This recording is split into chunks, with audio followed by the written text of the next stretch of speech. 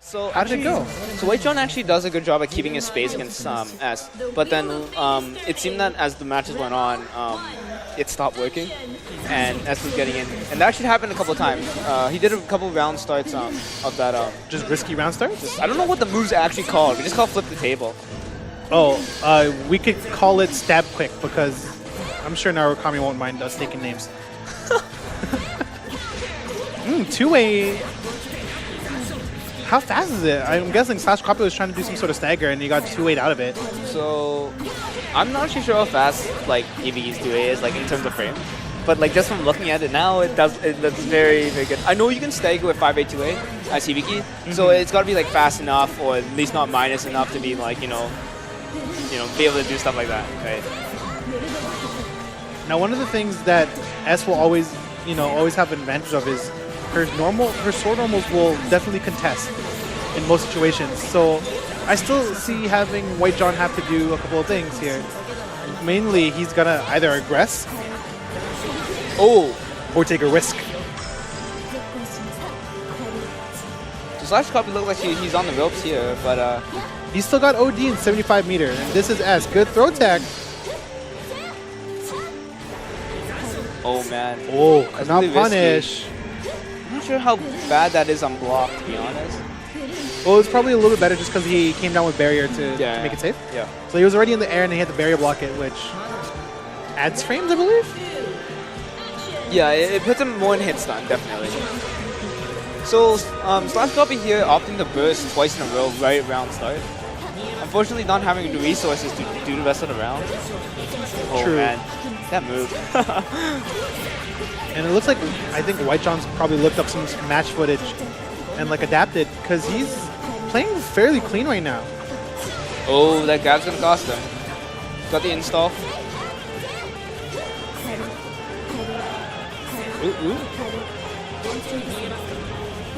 Makes some space, throw a fireball out, but he gets caught up on the backdash. Now he's stuck. It's kind of rough. That jump C coming out of Hibiki is extremely hard to do really much of anything of it. It's really hard to anti-air, and it's really hard to really stop it. Right? You can kind of jump cancel out of it, or kind of land and stuff.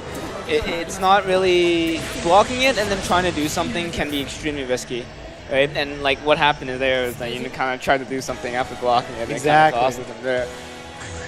But it looks like WhiteJohn taking that very, very strong. Yeah, and had he had a little bit of resources, he needs to definitely watch out in these round starts. Ooh, the mark then detonated too quickly. Ended up not covering space. Nice chicken block, but he just chucks it away. So now he's in the corner. Makes a read, I guess. All right, out of the corner. So fireball and make your approach. So although WhiteJohn got hit there, he's actually playing pretty patient on the defense here. He's not trying to do anything too wild. Yeah, and that's definitely something you want to do against this character. You want to, from the looks of it, you just don't want to get too frustrated. You want to take your time. You don't need to go all too nuts, and then when you find your opening, you poke out. WhiteJohn finds his opening, he pokes out, and now he's going to probably obtain enough corner pressure here to threaten, but the wake-up DP doesn't wrap it, which is surprising to me. Oh, you wanted something, but that's really unfortunate. That's gonna hurt. Oh, yeah, that was a pretty strong call out. Unfortunately, it's not enough. No way. We're just throwing supers, guys. We're just throwing supers. I think he was mad. He was mad. One of the things you see with WhiteJohn is that he does get a little emotional when he's playing, even though you don't see it in his face.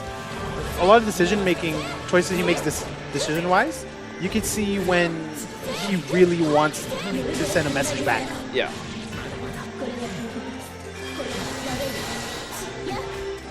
Ooh, stagger on the, was that the 2A? Yeah, caught him mashing. Ooh, unfortunate 2A whisk with not teching fast enough. Catching the throw. That was actually good for Slash Copy to get that blue beads. Good DP again, doesn't wrap it. See him DP wrap it all the time and get a nicer confirm, but I'm guessing he's holding on to it. Holding on to the meter is not exactly a bad situation, especially when you can just do that. Yeah, you can come off DP with that mark. Oh, you can't get much. Oh, he go for the toe tapper. Nice anti-air. Can he do anything out of that? No, he cannot. luckily he is in active flow. Oh, using that special to propel him up with an overhead. Unfortunately, it doesn't work, and he's down. Like, blocks the nice burst. bait. That's it. Yeah. One of the things that we saw is that he WhiteJohn had one good anti-air, then another one to secure the end of that round. Slash needs to see that, come down with something safer, and probably retreat to the ground a little bit more until WhiteJohn gives him space again. Yeah. Especially in those situations. Nice block on the overhead. Nice tech. Slash copy with very, very solid defense in that corner situation. Instant overheads. Not a lot of damage, but it's a lot of mental fatigue whenever you get hit by one of those.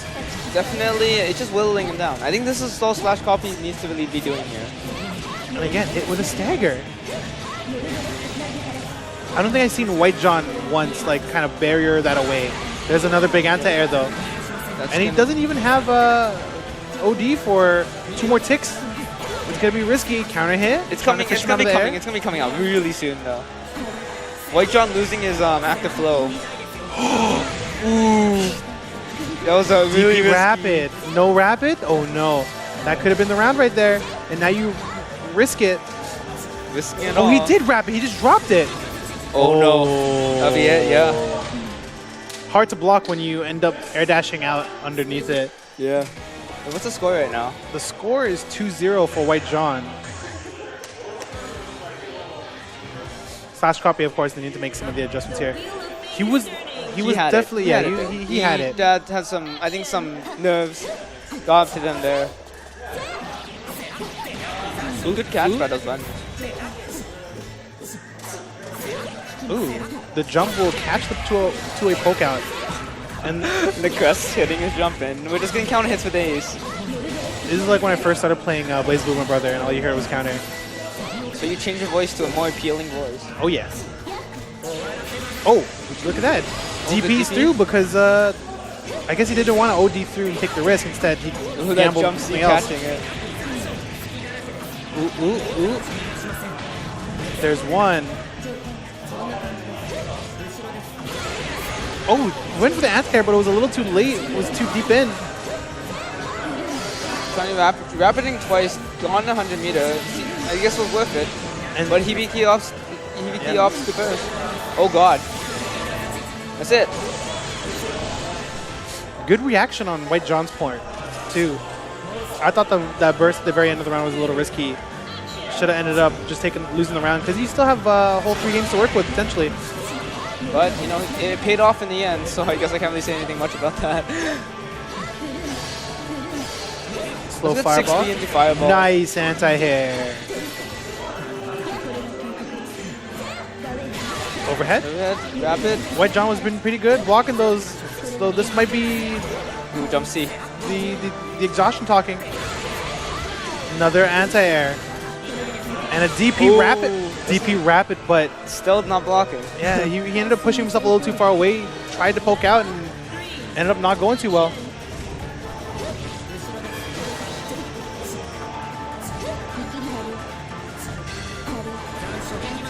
Nice. Blocking the cross up.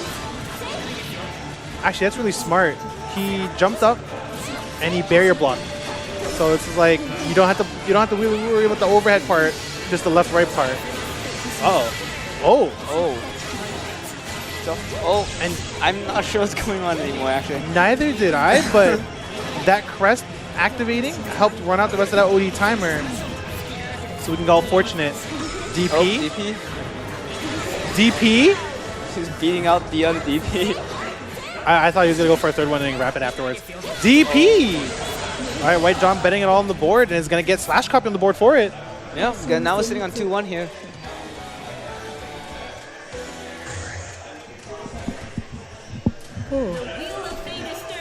Don't worry, we can get some lunch. But we got to watch these guys fight it out. Yes, I'm sorry. Because right now, this is interesting to watch. Air grab, drill counter. When you see someone start getting hit by things you didn't think they were getting hit by early in the set, you kind of realize kind of how much energy they have left in the tank. And Slash Copy has only been getting tighter on those 2Cs. And while WhiteJohn has had a lot of good anti-airs and a lot of good high blocks, a lot of that last round was a bunch of scrambles, scratches, and big bets. Just seeing some of the Slash Copy pressure going on here. He's doing a really good job dropping some of these D buttons, but and WhiteJohn isn't really dealing with them. And then what happens with the crest kind of, you know, keep propelling that pressure. I think he tried to bait the burst, and the burst wasn't there because he used it already. I just wanted to point that out. It was straight up a burst bait, but he didn't have burst to bait, so okay.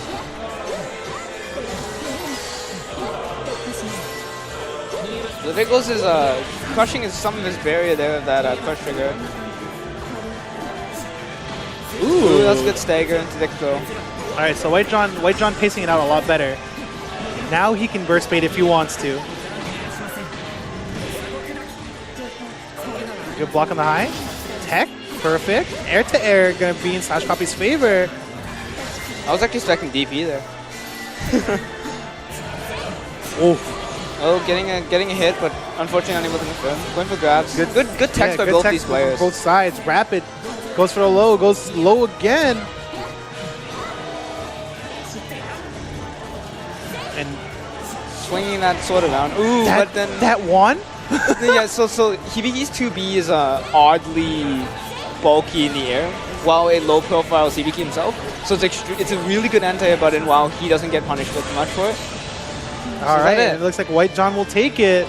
So looks like we're looking at WhiteJohn versus Jive Turkey. And all right, so here's my favorite part of loser's side into grand finals meta, is that now he has to go play, after playing 4 games, and potentially win 6 more.